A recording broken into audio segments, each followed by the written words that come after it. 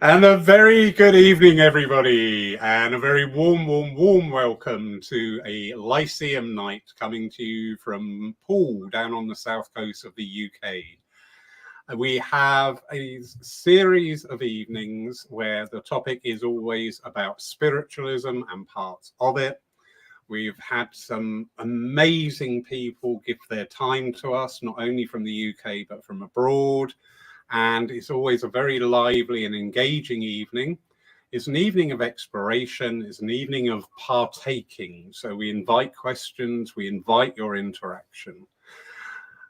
I suspect tonight we're going to have a lot of fun because we have an absolutely wonderful lady with us, Simone Key. Simone, good evening.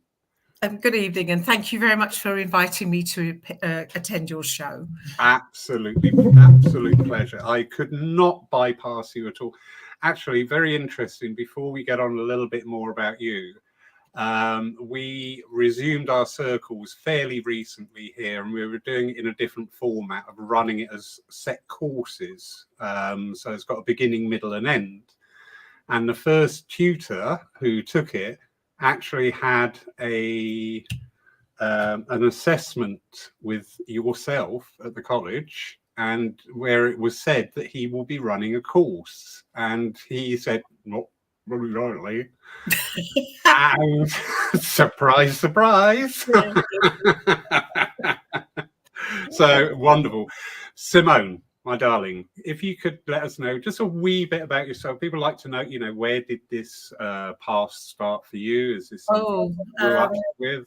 Okay, well, if I start at the very beginning, with my family, my mum was a Jew and my father was Presbyterian, and because they had different religions, my sister and I were taught that we had to find our own. We were not to be indoctrinated by them. So we had no religious education whatever at home, and we were free to find our own. So I ended up as a very staunch atheist. I didn't like what I saw around me. And so right up until my 30s, I was very much an atheist. And I have to say that life was not a lot easier when I didn't believe there was a God. That's all I can say. But that's really what happened. And then when I was I was very nearly 30, my mum passed very suddenly at 46. And I just could not believe that was the end of her. I just couldn't believe that. And that's when my mind started to think of maybe about life after death and so on. And then without going into too much detail, certain things happened to me, and things kept happening to me that I didn't understand. And then a very good friend of mine said to me, why don't we've just if I thought and I ended up going to see a medium who told me about mediumship and told me about what abilities I may have. And that's when I started to explore it. I actually started off looking into healing, and I still believe that I am a healer first and foremost. But that's how it all really started, and from then on, it was just I really set out to prove that it was a lot of rubbish, to be honest. And that's why I'm here tonight. That's how I found my direction and how I find my life. It transformed my life in many, many different ways. And then I started to go to the Arthur Findlay College as a student. And then in the mid-90s, I became a tutor. And then in 2007, I was ordained as a minister, and that's where I'm about, so that's I work as a medium, I work as a healer, I work especially as a trance medium, and as a teacher. That's what I do. That's where I'm at. Absolutely wonderful. And, I love the synchronicity in things.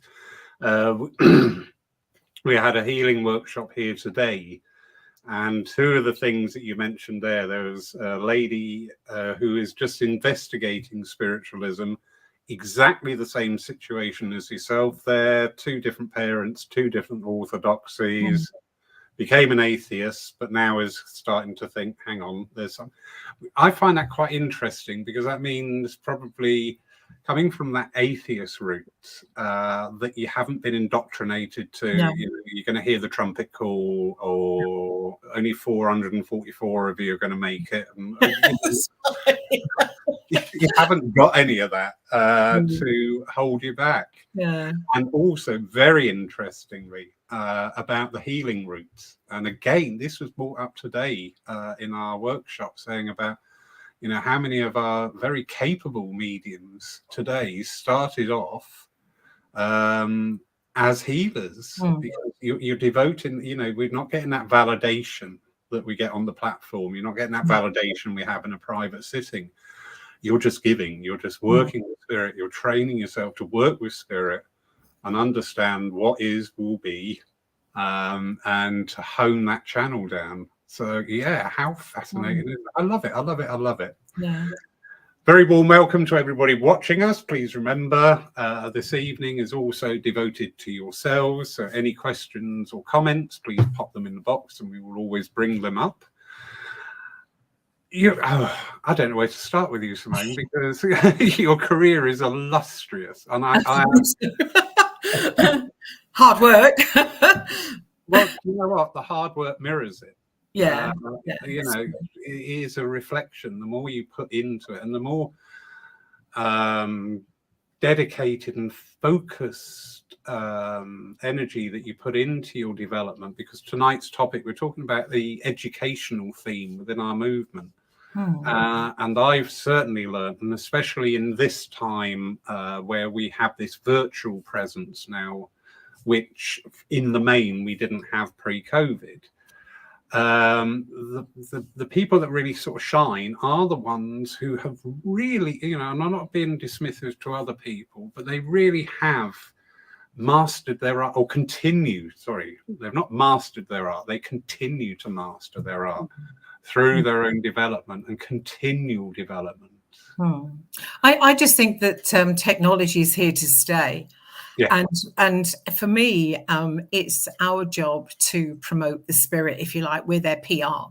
So therefore, we need to find as many different avenues to pursue, so that people have access to the understanding and the phenomena and philosophy of spiritualism. And that's how we can do it today. I think we've got to keep up to date. We can't keep, sitting in the dark saying, is there anybody there? We've got to use the criteria of technology, because that to me is the way forward. It's so progressive because it reaches people. Indeed. And it's a very timely reminder, I think, for our movement. Forgive me. And again, I always say, when I say things, I'm not being barbed, I'm not being dismissive of anything at all. But I do feel myself that our movement had sort of got into a little bit of a rut pre-COVID. It did become very focused on the message. The energy that abounded in many churches and centres was, we got through that service, thank goodness that was, and it was like, well, hang on, this is a growing thing that needs nurturing and needs encouragement and needs those opportunities to develop the people coming into our churches and not make them a medium. Because I think quite a few places, and Paul was the same as well, going back in the past, people come in and you go, medium, healer, medium, heat, and it was like preordained for them. Whereas, now we've got this opportunity to reinvent how we interact, because we're getting so many new people coming in. I think for me, it's important that we remember that healing is the foundation of every medium.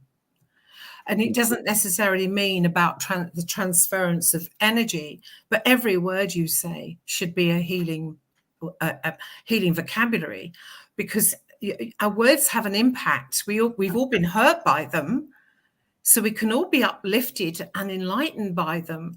And so whether the medium is doing healing for the physical body or for the mind or for the emotions of the individual, as opposed to just speaking to them, has to come from that healing foundation, in my opinion, because that is what I believe we're all about, trying to make our world a better place. Indeed. And do you know what? That is a lovely allegory there. You said we've all been hurt by words. How true is that? And often when you try and especially with our healers, because we don't get that instant validation that an evidential medium may have.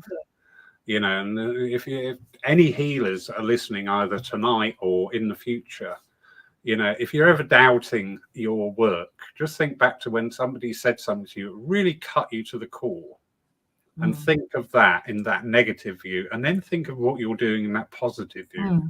How can you doubt that? Yeah, absolutely. No. We've got a question here from lovely Jamie Williamson, who has studied under you at the college there.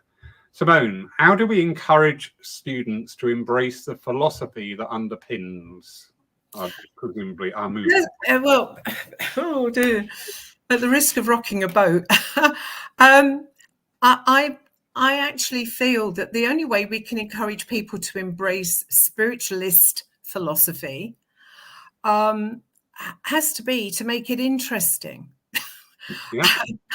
Because sometimes we get a little bit tired of the same old stories and the same old words, and we need to put it into more modern parlance, so that we can all understand what's being said, but also to compare the past with today. No, we don't want to forget our history. That's not what I'm saying.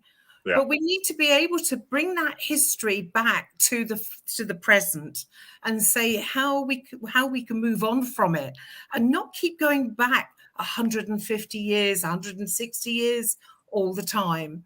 And that's how I feel. And I feel that if we use everyday language and not spiritualist jargon, if we look at everyday life and start to see how we can use spiritualism every day, and not just go on about what the philosophy was of, again, 150 years ago, but how it fits today and how we can learn from it. So the essence of the philosophy is there, but we have to be able to, if you like, convert it into more modern day, understanding.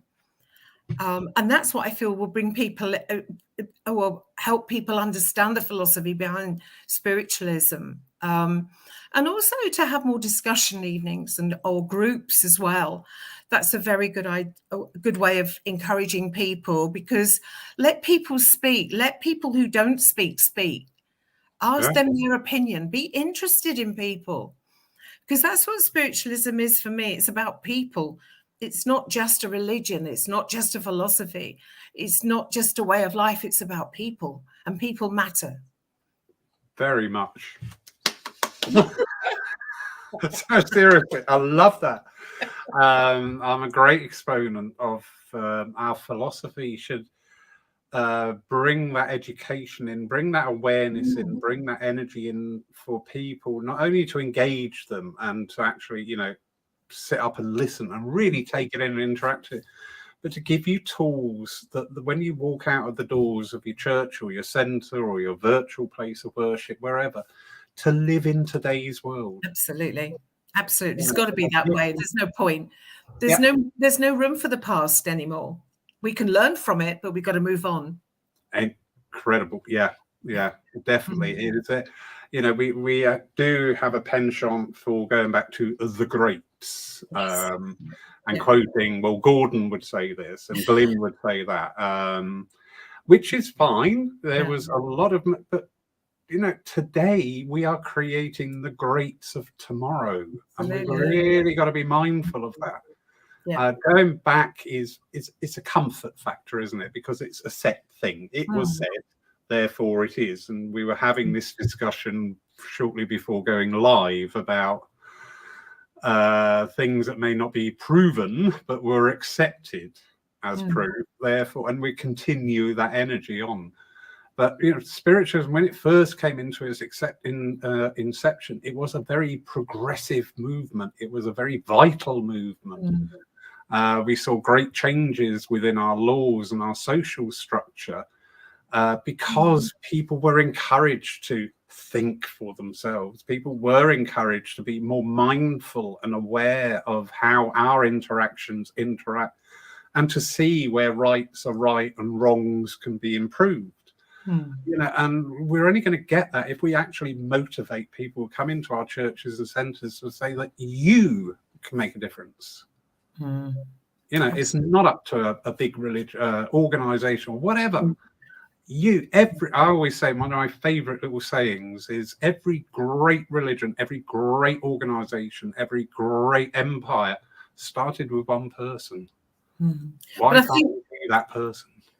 Yeah, I totally understand that, but I also feel it's important that when we encourage people to come into spiritualism, or maybe we're at the door for them, like you are very much involved with the church at Poole.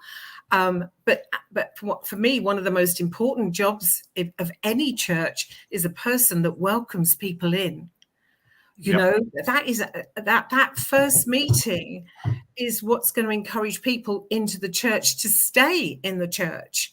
And then, and nowadays, because society has changed so much, it's much harder to get someone to make a cup of tea, or to sell a raffle ticket, or to do that job of welcoming on the door, or to be a committee member. It's people seem to value their free time more than they did in the past. They don't want that commitment and responsibility as much.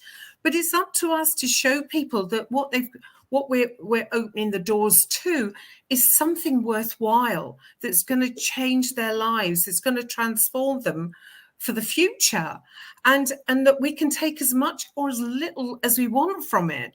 We don't have to immerse them into it. We don't have to say you've got to do X number of courses before you can say that you're a spiritualist. It's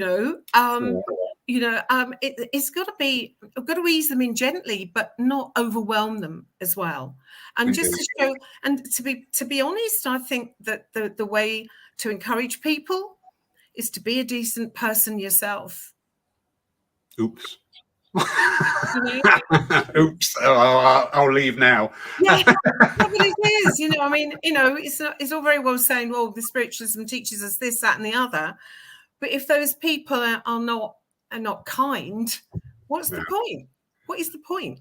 Yeah, and sadly, somebody jokingly said, if you want to meet unspiritual people, go to a spiritualist church. Yeah. And I just thought, well, there is a grain of truth in that sometimes. But however, really good point. That initial welcome, it's all about that first. We only get one chance to make that first impression, and if we.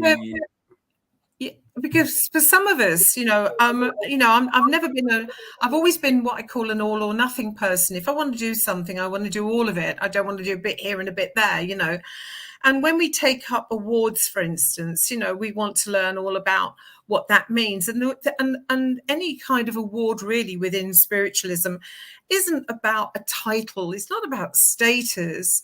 It's really saying that that you're up to the standard required. Yeah. That's what it means. That's all it means. Yeah. It means nothing else. The rest you've got to do yourself, But I've always wanted to explore. I've always wanted I've always found it fascinating to want to know more about why this happens and how that happens and so on. And for me, I remember there was, when I think I was doing my officiance training. And one of the things I had to do in that was a particular course on world religions. And I dreaded it. I absolutely dreaded it. It looked ever so dry and really boring. And yet, when I did it, it was the best course I've ever done, because it taught me more about why people are like they are than anything else I've ever done in terms of education. And if we understand each other by religion, then we understand why people believe what they believe. It doesn't mean we have to go along with them, but at least we've got to learn how to be tolerant. And that's what I feel that education should be about, helping us to become tolerant and understanding of each other. Indeed, because most discourse we find between different religious factions, different nationalities, different ethnicities are all trackable back to the fear energy. Yeah, and It's ignorance. I don't understand it. Take it away. Yeah. It's going to hurt me. It might hurt me. It might bite me. I don't know. Yeah. And if we can dispel that fear energy, then actually we can then start engaging on that soul level, and amazing things are possible. Absolutely amazing things. There's a comment there back from Jamie. Discussion groups sound like a great idea. Indeed, they are. And it is something, these virtual discussion groups have gained great precedence during this time because people can actually talk. Yeah. As I say, you know, especially with working mediums, we're either too busy working ourselves. When we're off, we very rarely go and see another medium work. It's true. Yeah. It's true. What are you doing here? What do you want? Why are you here? That's right. Yeah. Almost seen as a threat. Yeah, I can't give you a message.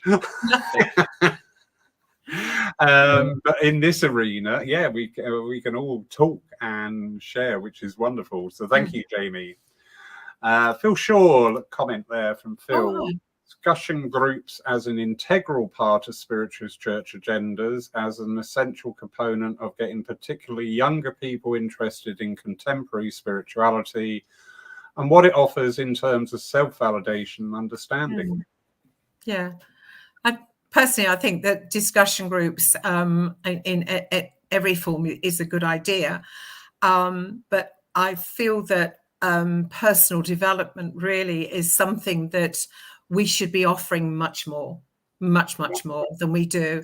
Not about spiritual development as such, understanding the spirit, discarnate, but we need to understand the spirit incarnate. And I feel that what Phil has said about self-validation and understanding, it really does matter.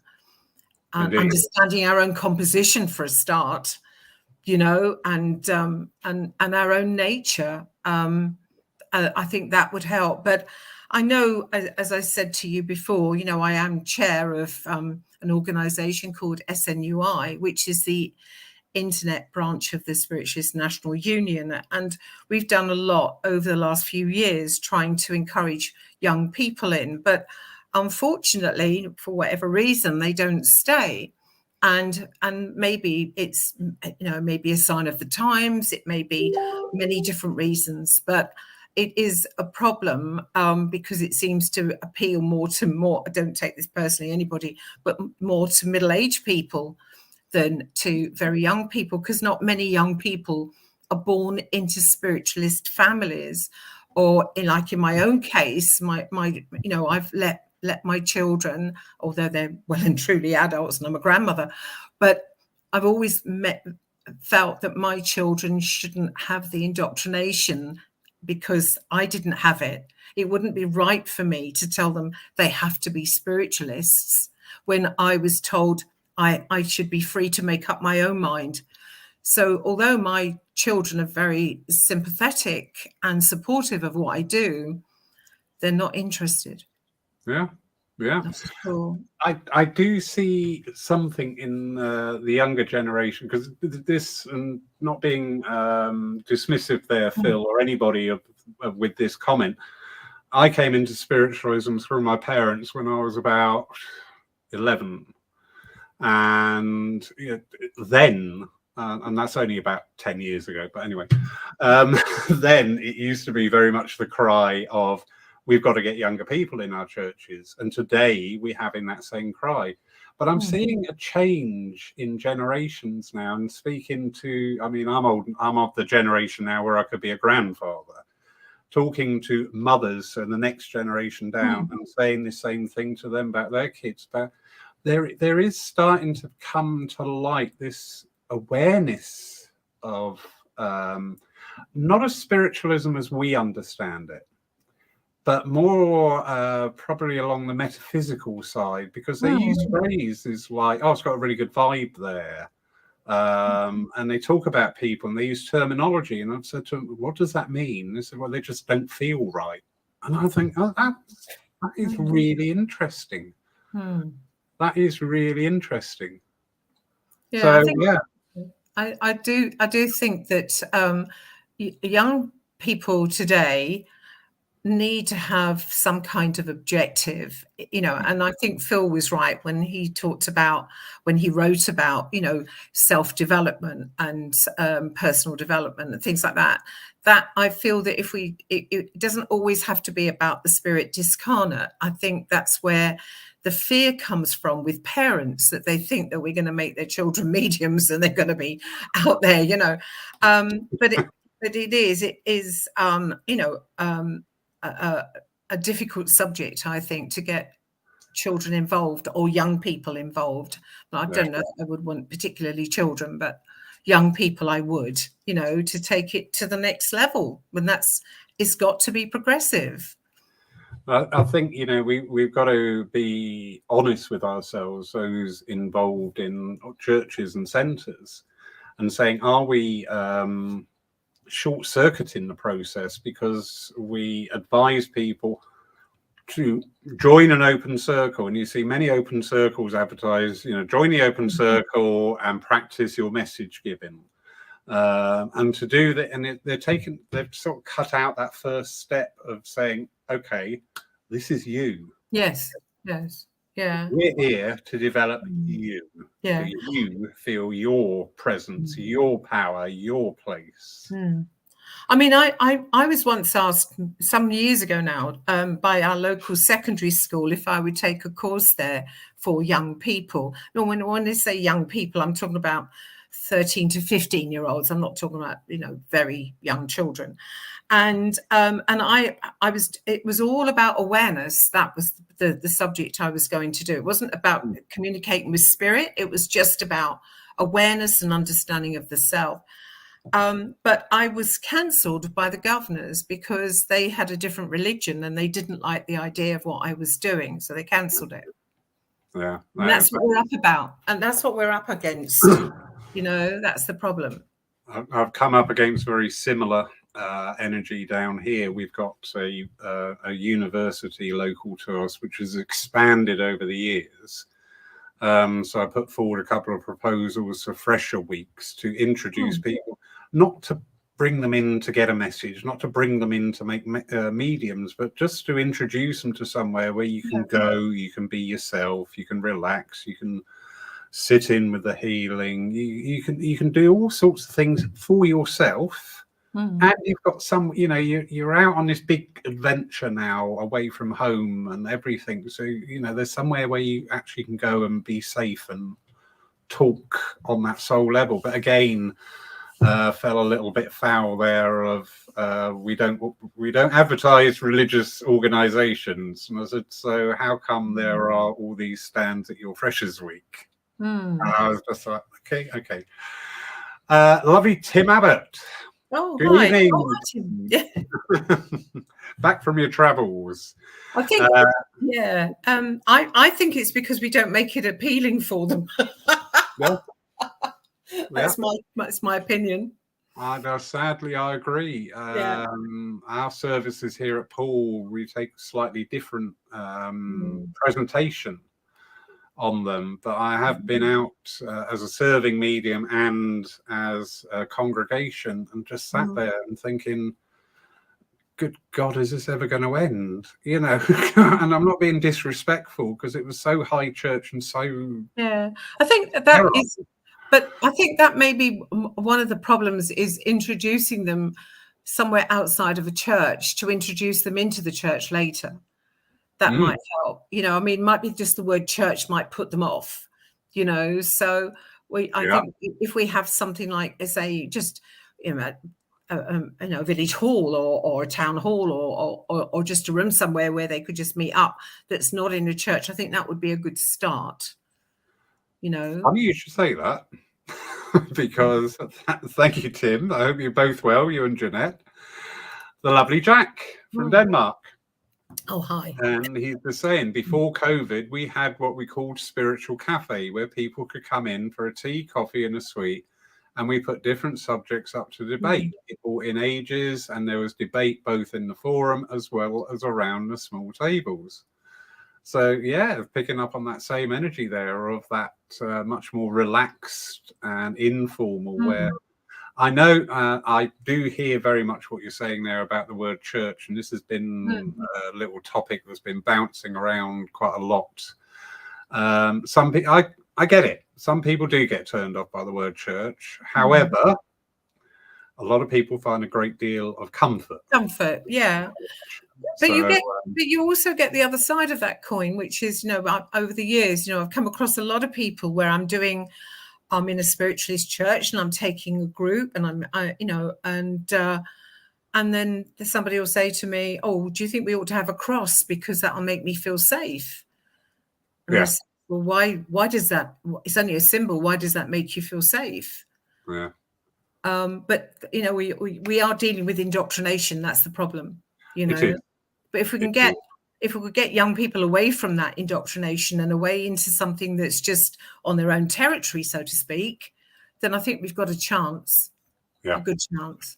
And also how we interact with people as well. I make great effort here in the advertising, which is on not only web-based, but also social media-based and chalkboards outside the church, of saying things like, we have a divine service, which is prayer, philosophy, healing, and evidential to try and just keep getting out there with the understanding of what you may find inside the doors. And plus, at this time, because of the now virtual part of our movement, which is ever growing,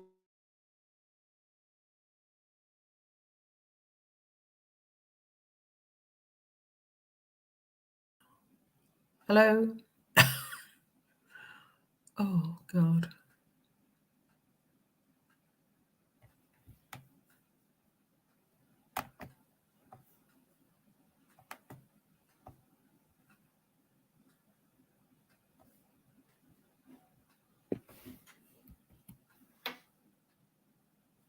Hello?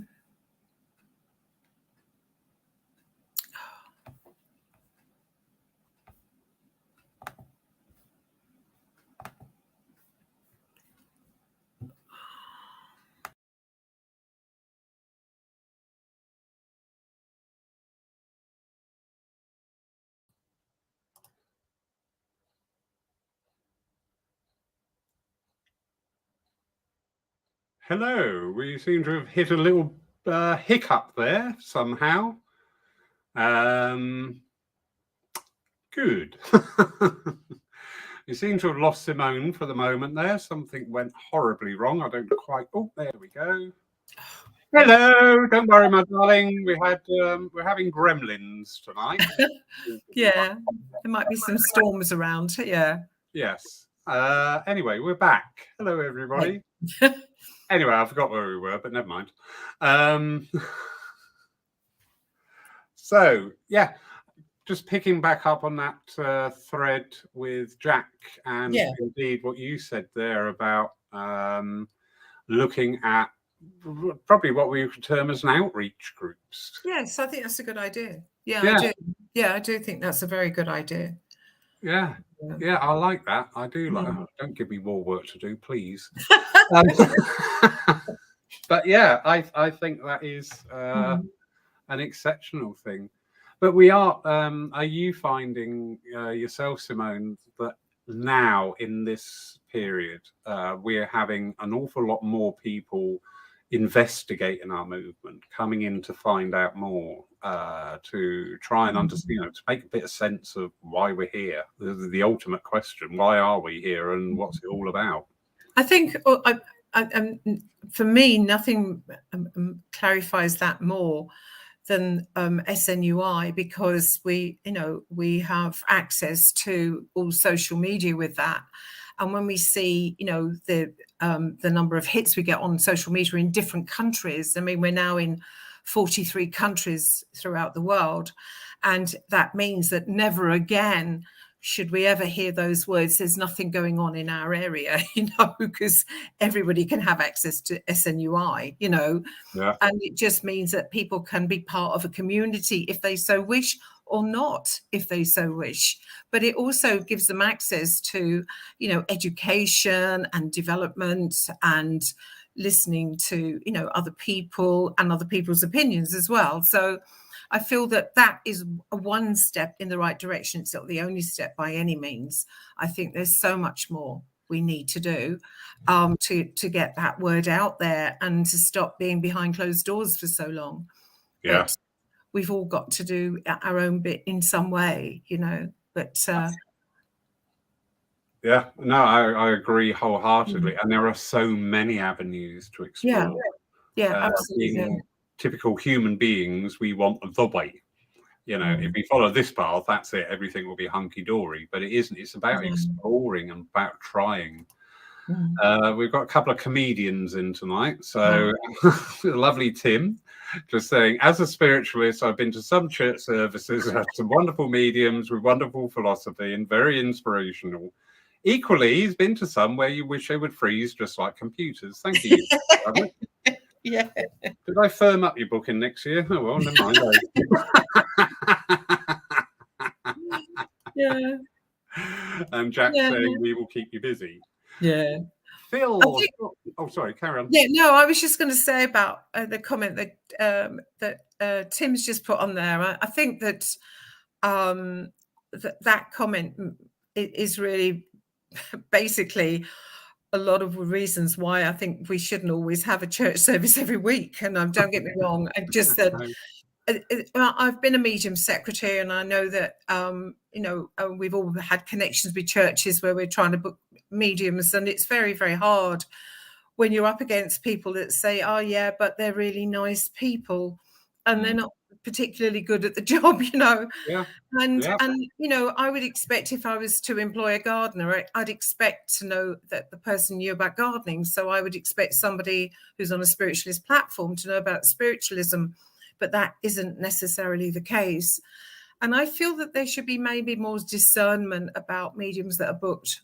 I really do. And I've always said that, and not just fill a slot. I'd rather personally, I would much, much rather see a healing service than have a mediocre medium, if I put it that way.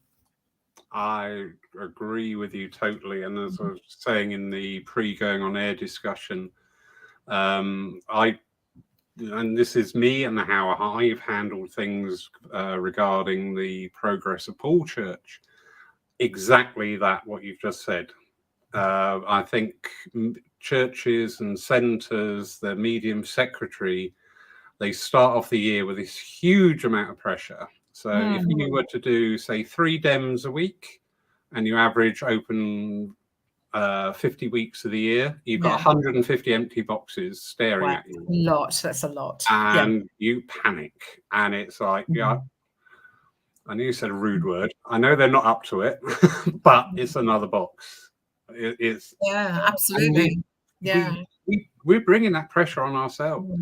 When we started doing the healing services here, it's quite interesting. There's a couple of comments made locally of, what, you got no medium? Well, you won't get anybody in. Well, we average between 30 and 40 in for our healing hours. Our family gatherings, the same numbers coming in. I always say with our movement, because we are progressive, and I always urge and try and foster this thing with people that I meet from other venues. Try things.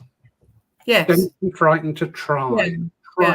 If it doesn't work, you're not going to die. And if you do die, you're going to go on anyway. So you're not nothing. But try things. Yeah, try things out. Try and put something different in. Break up the monotony sometimes. Indeed. Yeah. Indeed. Because, some of the congregation maybe won't admit it, but they actually get, here we go again, or I'm not going to go. How many times we hear that? Oh, no, I didn't come last week. I don't like that medium. Yeah, absolutely. And it's like, well, that shouldn't be why you're coming to the church or a centre. You should be coming there because you're taking that time to link in with the community and link in with your own divinity. Tim, it's just saying, on a serious note, thank you, Tim.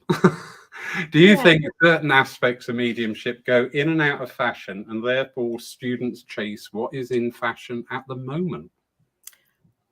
Yeah, I personally, I think that there have been a so-called fashionable mediumship. That's for sure. I'm not sure about today. I personally think that students today are far more discerning than they've ever been about what they want in mediumship, and are maybe more outspoken about what they want in mediumship for themselves, much more today than ever before. I just feel that the bit that I'm hoping we're outgrowing is this idea of mediums having celebrity status. Yeah. I feel that and now we're not getting into the theatres so much. You don't see those big demonstrations like we used to. I think that's, personally, I think that's good, because it makes mediumship what it is, which is a natural ability, and not a phenomena that should be revered as a celebrity, and we should be looking at people as celebrities. I like the idea that students today are discerning about what they want for themselves and the kind of mediumship they want for themselves as well. So I'm hoping that the fashion may not be as much as now as it was, say, 20 years ago. I don't know if Tim agrees with that, but I'm sure you'll let us know. But yeah, very interesting when we talk about what we call the old school of mediums. So we're going back to the mediums who were sired in like the 40s and the 50s and the 60s of that generation. Absolutely stupendous media. I could reel off several names locally who, I've seen people transfigure. I have seen amazing things just as part of the service, not a special event. Yeah, this is part of the service. But in our society now, one thing that was said to me by one of my old tutors, and it really stuck in my mind. And she said, you're not going back 40 years where, somebody would come in with their shopping trolley and sit down and sit through a service. You're getting people coming in now with university and college degrees who are making an intelligent approach and try to develop an intelligent understanding of what we've got, what we're about. And we've got to meet that. And I thought, do you know what? I like that. I do like that. That is very interesting. Yeah, and I think that's the point. I think spiritualism has to come across intelligently. If it doesn't, we've lost it. Yeah, very true. Another one of your students. You have a very faithful following here, Simone. I'm very impressed. Oh, I don't know. The lovely Ron Cox from Florida. And he's saying, as I become an ordained minister, I'm discovering a lot of similarities between metaphysics and spiritualism. They both give greater understanding into the other, and I could actually see the two merging together. I have to say, I actually thought they were one of the same, or almost the same thing. I have to say that. And I know that there are several in the States, there are several metaphysical societies. And I think that we could learn from them and they could learn from us. Indeed. And metaphysics is something unbeknown to me until a few years ago, and started to investigate it. But one of my latest little epiphanies about it is wonderful understanding energy, but energy is just energy. It has no emotional attachment. It is directable by your intent. Whereas within spiritualism, we are dealing with that greater intelligence, and we are dealing with things and interacting. And that's not a criticism of it whatsoever. It was just interest, because I got very much into the energy side of it. And I thought, hang on. Energy is energy. If I think bad thoughts, it's going to be bad thought. It's not an intelligence. It is very much part of it very much part of it. And also, I love the part in metaphysics where you go back through the lineage, through the great philosophers and the tie-ins there as well. But yeah, I agree, Ron, that understanding, I think, will help broaden some spiritualist views on things. Likewise, spiritualism will broaden the views of some metaphysics. Yeah, absolutely. Yeah. I think that we could learn from them and they could learn from us, basically. Yeah. Yes, definitely. Yeah. I think that as spiritualists, we should never close our minds to anything different or anything new, you know. Yeah. No, we should always embrace. I think sometimes we stumble, don't we, because we think we're going to make a fool of ourselves or an idiot. And I always think, I'm more inclined. I hate to disagree with you, but I'm more inclined to believe that we become complacent as a movement, and it's the complacency that produces apathy that bothers me. Yeah, I agree absolutely 100% there.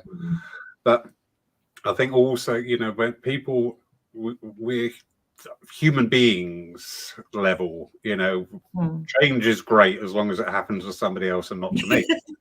I've got no issue with change as long as it doesn't affect the way I operate. Because we don't want to, risk what we would assume to be making a mistake or making a fool of ourselves. But the thing I love about spiritualism is it encourages me to explore my vulnerability. Yes. Yeah. And it's the same thing, but just on such a different level. But I'm really looking forward to Ron passing, becoming an ordained minister, because I then can say to him, "What's up, Doc?"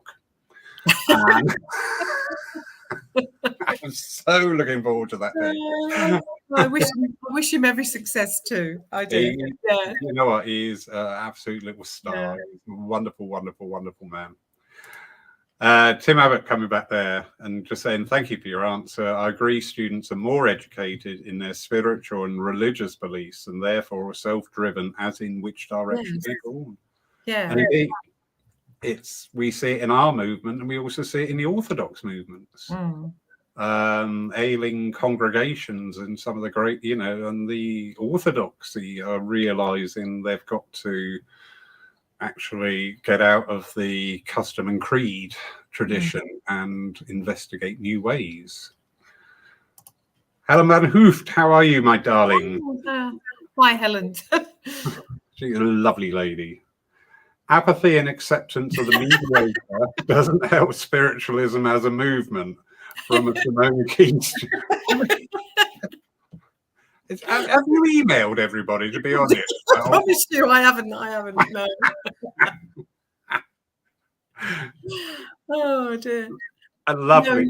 She's absolutely right. It doesn't help spiritualism at all. We have to keep. I don't believe we should keep finding different things for different sakes. That's not what I'm about.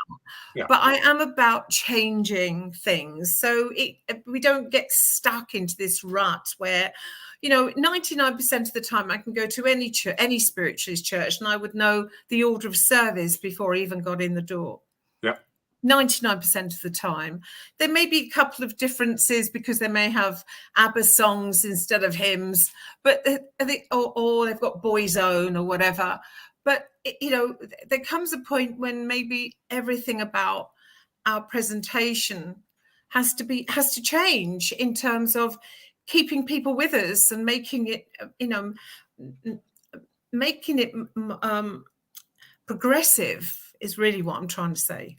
And helping people to stay with us in terms of that, staying with their community of spiritualists. Because I feel that being with people of like mind has been a real saving grace for me over the years, where I didn't have to explain myself, where I can just talk to people about, my own understanding or my own questions without having to explain everything I do, is a big difference being with people of like mind. And I feel that that's where people today are needing more challenges in terms of we should be there not with answers to every question. I don't mean it that way, but we should be there encouraging people to think for themselves. That's really what I'm saying.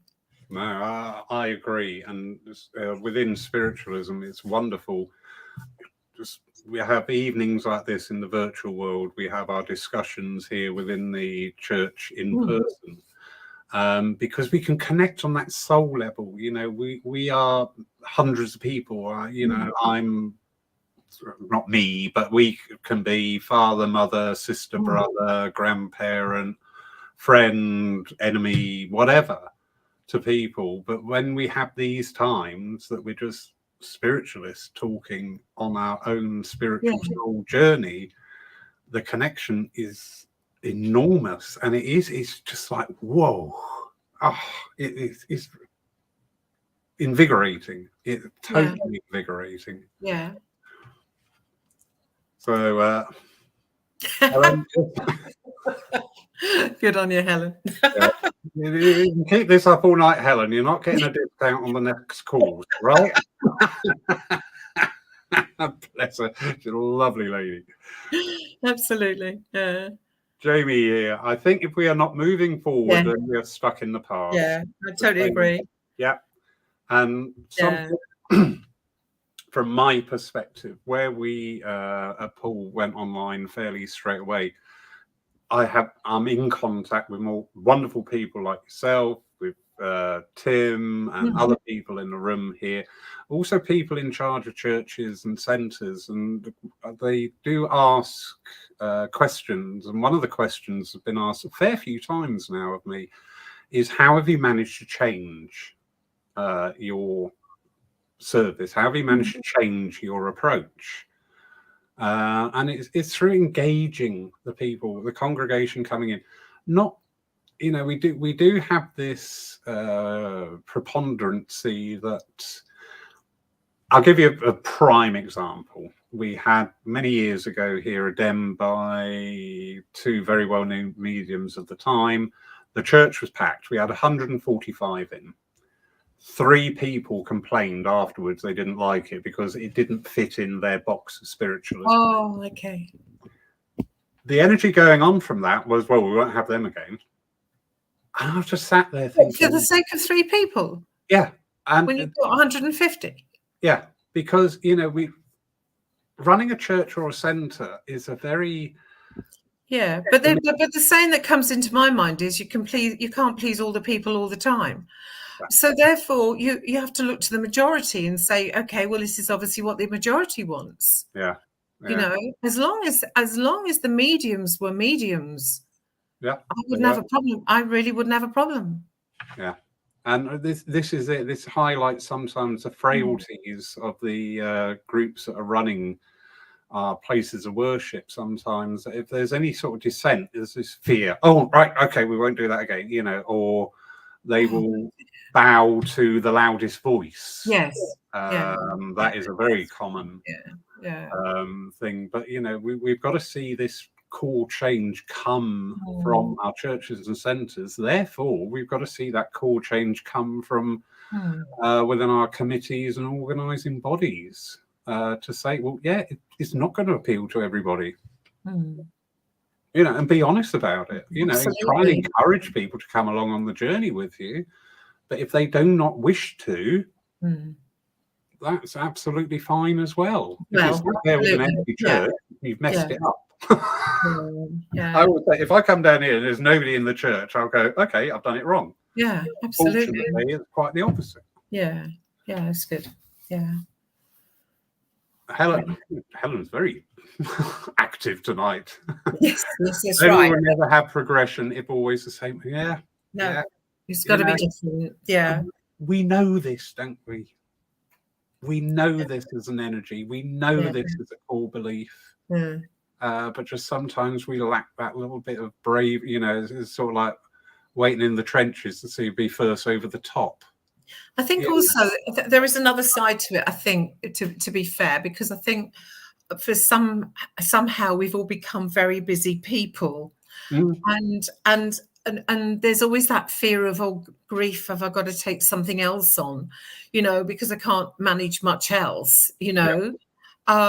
And I've always been a great support, and I know Helen will know this. I've always been a great supporter of the awareness course. You know, the awareness course where people can come in off the street and they can understand what we do, how we do it, what's involved. And that's where you can bring the philosophy of spiritualism in on a not on a philosophy night, but as a gentle introduction as to back up why we do what we do, what the philosophy behind it is, you know. And I remember I used to do quite a lot of awareness courses for my own church, Norwich Church, and there's not much happening. I know that COVID did do a lot of damage in that, but even pre-COVID, I don't think people were doing as much as I think they can, because that really is the introduction to your circle. That is the introduction to your development. It's the understanding. It helps people on a very basic level, a foundation, if you like, of knowledge and understanding that they can move further forward with. And to me, that's progression. Yeah. I agree 110% there. I really do. But again, I'll bring it back down to, you know, the grassroots. We all know, and without being, there's no animosity, you know, I don't say things to be funny. No. Sometimes within the organizing groups for our churches and centers, there's probably a need to review how we do things, I think. Maybe relax this, you know, it's got to be done by a committee member. Right. You know, that's true. Yeah. And allow people, you know, I've got a church, I am so blessed. I've got a church full of people here who I know I can trust to be in the kitchen, to be on the door, to get up and speak if needs be, to chair for me. They don't want to be on a committee. They don't want to come in every month and talk about the latest tea cozy or whatever we're going to do. But they just want to give something back. And it's fostering that within our churches and centres, I think, will help our growth rather than having this. And I think also giving people a little bit of responsibility, like running a group, for instance, you know, when they've been with you and they've proved their worth to you, they know what they're talking about. But that it shows them that you have confidence in them. Yes. And they will be loyal to the church. That's the thing. Yeah, because that is their development as well. Yeah. And it's that church that's given them that little step up, just to have that little bit more responsibility. And it shouldn't be one person doing everything. That's not good. You know. Are you all listening out there? Thank you.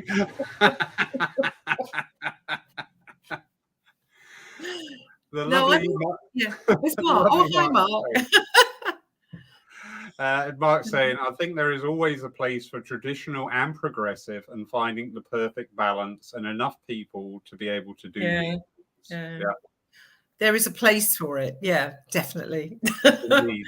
And you know what? The one immutable spiritual law about balance. I mean, if you bring that into an awful lot of what we do, it starts highlighting maybe where things are a little bit uneven. But yeah, thank you, Mark. Lovely Mark will be here with us tomorrow working. So that's wonderful. All the best for tomorrow, Mark. Yeah, he's a very gifted orator. Yes. That's a nice way of saying he says a lot.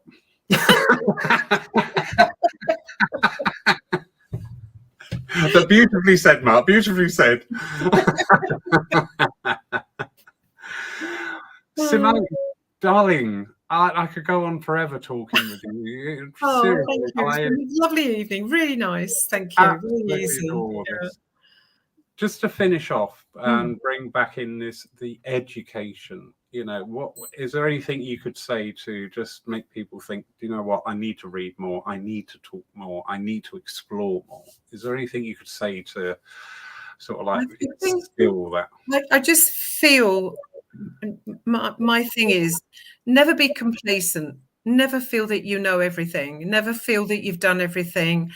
and never feel that you're there wherever there is to you.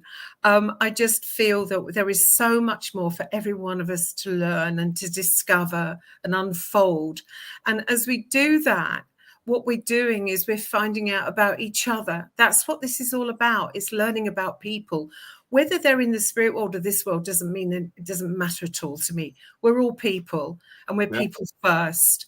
And I feel that the more we explore, and the more, this isn't a question of awards or certificates or diplomas, but it is about understanding what is out there, understanding what the spirit world is giving us, and understanding what is needed to make our world a better place. And that's really what we're about. And that's, for me, is all about education. But it doesn't mean you've got to have a diploma to say that, oh, well, now I know I'm a medium because I've got a diploma. That's not what it's about at all. It just means that you've reached the required standard. That's it. You know, the rest is hard work. Yes, the rest is hard work, you know.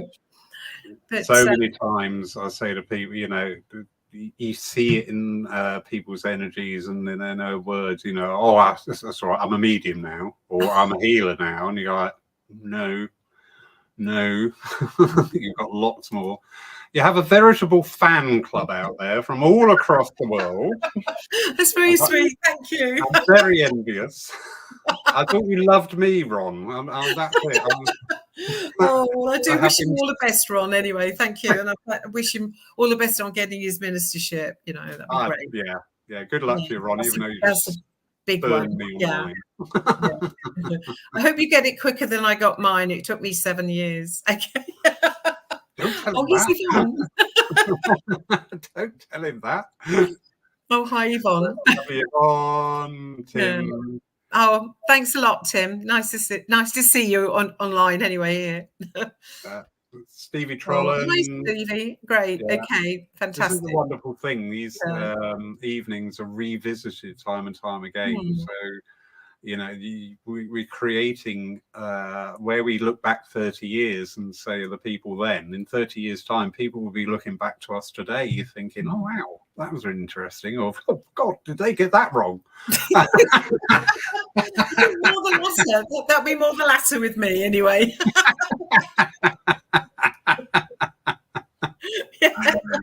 Excellent. All right. Brilliant. Simone, thank you so much. No, thank you very much, Laurie. It's very good of you. And I've thoroughly enjoyed my time with you. And thank you to everybody else that's come online as well. Thank you. Brilliant. Thank you all. Okay. Next week, we will be having a Chesterfield chat. That means our guest will be live with me. And we have the lovely Frederick Hagland, who will be on the Chesterfield next Saturday after taking a week-long course here at Poole. In the meantime, if you wish to catch up with what we're doing here at Poole, I suggest you go onto our website, just search Poole Spiritualist in Google, and the results will come up. Don't forget, we stream our services live. You only see the platform and the demonstrators, but just gives you an idea and makes you feel like you're in church. So, as I said, tomorrow we've got the lovely Mark Stone with us. Next Sunday will be Frederick. And Wednesday we have the lovely David Powell will be demonstrating. So, in the meantime, everybody, have a wonderful night. Thank you for your time. Thank you for joining in. Thank you for your questions and comments there. And again, Simone, thank you so much for your time. Thank you. It's been lovely. Thanks a lot. Thank you. Bye-bye. Bye all.